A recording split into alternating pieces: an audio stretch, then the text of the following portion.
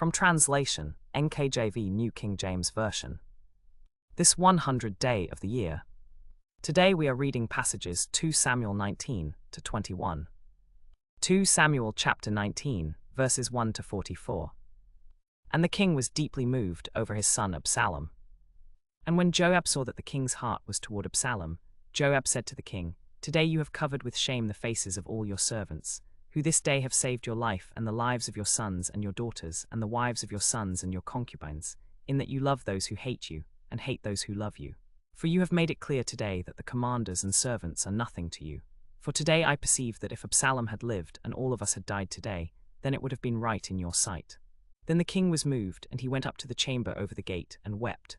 And as he went he said thus, "O my son Absalom, my son Absalom, would I had died instead of you, O Absalom, my son, my son." Now Joab came to the king at the door, and said, "Today you have covered with shame the faces of all the servants of the king.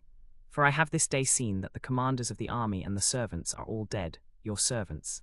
For today I perceive that if Absalom had lived and all of us had died today, then it would have been right in your sight.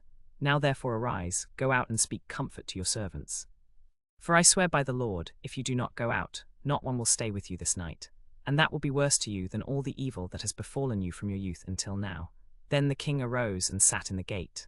And they told all the people, saying, "The king is sitting in the gate." So all the people came before the king. For Israel had fled, every one to his own home. So all the people of Judah came, and there to him also, to take the king to his house. But the men of Israel said, "We have 10 parts in the king, therefore we have more right to David than you. Why then did you despise us? Did we not speak kindly to you? And did we not give you a right hand of fellowship?" The words of the men of Israel were evil to David all these days. And the king said to all the men of Israel, "Speak, why should you be angry about this thing? Have I not made it clear to you today that both you and the sons of Zeruiah are my bone and my flesh? Why then do you speak of this thing? Why should I be concerned about this thing? For I swear by the Lord, who lives forever, that beyond the Jordan, if it were not for my lord the king, none of us would have remained on this side of the Jordan. Shall not a man be content with that which God has assigned him? Am I not this day leading your forces against the people of Israel? Is this not a thing in your eyes? And may the Lord do what is good in his sight, because he has made a covenant with me, and that he will set me up over Israel forever. But if he will, let him do so now and blot out my name from under heaven. And if the king sees that there is any evil in me, let him to whom I belong turn away from me, but not let his hand be against me, let the brightness of his presence depart from me. But if he will, let him do it, and let me know the thing that he will do to me, and let him not hide it from me." And the king said to all the people, "Now return in peace and go to your tents. And may the Lord return all my thoughts to himself." So the king returned to his house at Jerusalem, and Joab brought the king back to Jerusalem. Now when the king crossed the Jordan, the men of Judah came to Gilgal to meet the king, to bring the king across the Jordan. And Shimei the son of Gera, a Benjamite from Bahurim, hurried and came down with the men of Judah to meet King David. And there were 1,000 men of Benjamin with him, and Ziba the servant of the house of Saul, and his 15 sons and his 20 servants, and they went over the Jordan before the king. And they crossed the Jordan to bring the king's household over the Jordan, and to do whatever he desired. The king said to Shimei, "You shall not die," and the king swore to him. Then Shimei said to the king, "Do not let my lord impute iniquity to me, nor remember that your servant did wrong on the day that my lord the king went out from Jerusalem. May the king not take it to heart. For your servant knows that I have sinned, therefore I have come today, the first of all the house of Joseph, to meet my lord the king." But Abishai the son of Zeruiah said, "Should not Shimei be put to death? For he cursed the Lord's anointed." And David said, "What have I to do with you, you sons of Zeruiah? So let him curse, because the Lord has said to him, 'Curse David.' Who then shall say, 'Why have you done so?'" Now Mephibosheth the son of Saul came down to meet the king. And he had not cared for his feet, nor trimmed his beard, nor washed his clothes from the day the king went until the day he came in safety. And so it was, when he came to Jerusalem to meet the king, that the king said to him, "Why did you not go with me, Mephibosheth?" So he answered, "O my lord, O king, my servant deceived me, and your servant said, 'I will saddle a donkey for myself, that I may ride on it and go to the king, because your servant is lame.' And he has slandered your servant to my lord the king, but my lord the king is like the angel of God. Therefore do what is good in your eyes. For all my father's house were but dead men before my lord the king, yet you set your servant among those who eat at your table. Therefore what right have I still to cry out to the king?" Then the king said to him, "Why do you speak any more of your matters? I have decided, you and Ziba shall divide the land." And Mephibosheth said to the king, "Rather, let him take all, forasmuch as my lord the king has come back in peace to his own house." And Barzillai the Gileadite came down from Rogelim, and went over the Jordan with the king, to conduct him over the Jordan. Now Barzillai was very aged, 80 years old, and he had provided the king while he stayed at Mahanaim. The king said to Barzillai, "Come over with me, and I will provide for you while you are with me in Jerusalem." But Barzillai said to the king, "How long have I yet to live, that I should go up with the king to Jerusalem? I am today 80 years old. Can I discern between the good and bad? Can your servant taste what I eat or what I drink? Can I still hear the voice of singing men and singing women? Why then should your servant be an added burden to my lord the king? Your servant will only cross over the Jordan with the king, for a little way. Why should the king reward me so generously with such a reward? Please let your servant return, that I may die in my own city, near the grave of my father and my mother. But here is your servant Chimham. Let him cross over with my lord the king, and do to him what is good in your sight." And the king said, "Chimham shall cross over with me, and I will do to him what is good in your sight. And whatever you desire, I will do for you." So all the people crossed over the Jordan, and the king also crossed over. The king then kissed Barzillai and blessed him, and he returned to his own place. Then the king went to Gilgal, and Chimham went with him. And all the people of Judah escorted the king, and also half the people of Israel. Then all the men of Israel came to the king, and said, "Why have our brethren the men of Judah stolen you away, and brought the king and his household, crossing the Jordan with all David's servants?" And all the men of Judah answered the men of Israel, "Because the king is our relative. Why then are you angry about this thing? Have we eaten at the king's expense, or has he given us any gift?" Then the men of Israel answered the men of Judah, and said, "We have 10 parts in the king, therefore we have more right to David than you. Why then do you despise us? Was it not we who first spoke kindly to you? But you have given us an evil answer." Then the men of Judah answered harshly to the men of Israel because of this thing. And the men of Israel said, "We will rise up and go to our own homes, to David's house to his kingdom." So the men of Israel departed to their homes. 2 Samuel chapter 20, verses 1 to 26. And there happened to be there a man of Belial, whose name was Sheba, the son of Bichri, a Benjamite. And he blew a trumpet and said, "We have no share in David, neither have we inheritance in the son of Jesse. Every man to his tents, O Israel." So every man of Israel went up from after David, and followed Sheba the son of Bichri. But the men of Judah remained steadfast to their king, from the Jordan even to Jerusalem. Then the king came to his house at Jerusalem, and the king took the 10 women, his concubines, who were left to keep the house, and put them in a house under guard, and provided for them, but did not go into them. So they were shut up until the day of their death, living in widowhood. And the king said to Amasa, "Assemble the men of Judah for me within 3 days, and be here yourself." So Amasa went to assemble the men of Judah, but he delayed longer than the king had appointed.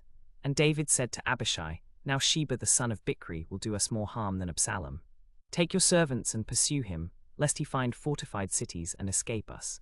So Joab's men and the Kerethites and the Pelethites and all the mighty men went out under the command of Abishai, and pursued after Sheba the son of Bichri. When they were at the great stone which is in Gibon, Amasa came to meet them. Now Joab was clothed with his military apparel. On it was a girdle with a sword fastened in its sheath at his waist, and as he went forward it fell out. And Joab said to Amasa, "Are you in health, my brother?" And Joab took Amasa by the beard with his right hand to kiss him. But Amasa did not notice the sword that was in Joab's hand. And he struck him in the stomach with it, and his entrails poured out on the ground, and he did not strike again. Thus he died. Then Joab and Abishai his brother pursued Sheba the son of Bichri. But one of Joab's young men stood beside Amasa, and said, "Whoever favors Joab, and whoever is for David, let him follow Joab." Amasa was lying on the ground in a pool of blood. And when the man saw that all the people stood still, he moved Amasa from the highway to the field and threw a cloth over him, when he saw that all the people came to him. When he was removed from the highway, all the people went on after Joab to pursue Sheba the son of Bichri. And he went through all the tribes of Israel to Abel of Beit Marcha. So all the valiant men gathered and also followed him. Then they came and besieged him in Abel of Beit Marcha, and they built a siege mound against the city, and it stood against the rampart, and all the people who were with Joab were battering the wall to throw it down. Then a wise woman cried out from the city, "Hear, hear, please say to Joab, 'Come here, that I may speak with you.' So he came near to her, and the woman said, 'Are you Joab?' He answered, 'I am.' Then she said to him, 'Hear the words of your maidservant.' And he answered, 'I am listening.' Then she said they used to talk in former times, saying, 'They shall surely seek guidance at Abel,' and so they would end the matter.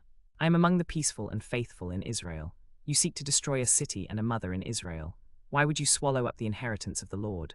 And Joab answered, far be it from me, that I should swallow up or destroy. That is not true, but a man from the mountains of Ephraim, Sheba the son of Bichri by name, has lifted up his hand against the king, against David. Deliver him only, and I will depart from the city. And the woman said to Joab, Watch, his head shall be thrown to you over the wall. Then the woman went to all the people in her wisdom, and they cut off the head of Sheba the son of Bichri, and threw it out to Joab. Then he blew a trumpet, and they withdrew from the city, and every man returned to his home. And Joab returned to the king at Jerusalem.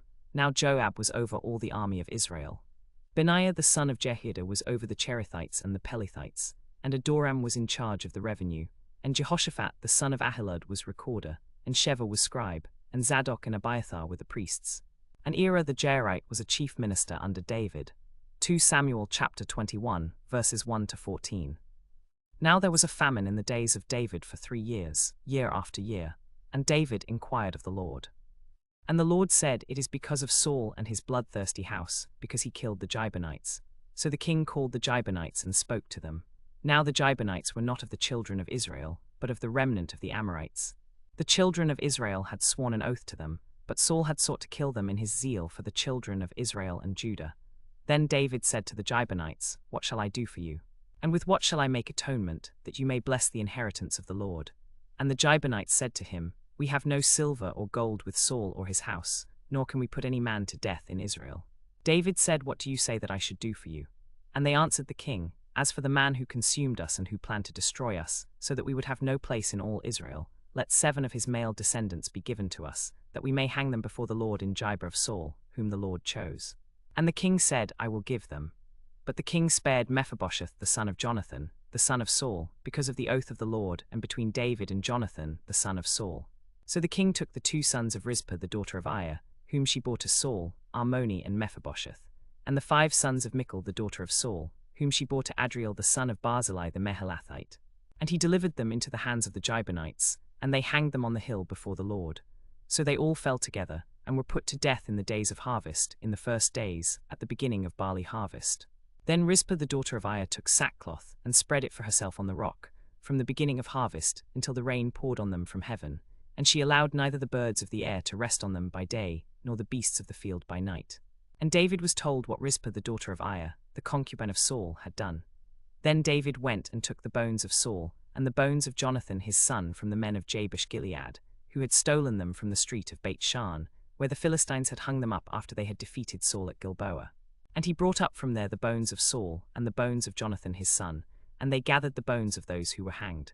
So they buried the bones of Saul and Jonathan his son in the country of Benjamin in Zelah, in the tomb of Kish his father. And they performed all that the king commanded. And after that God was entreated for the land.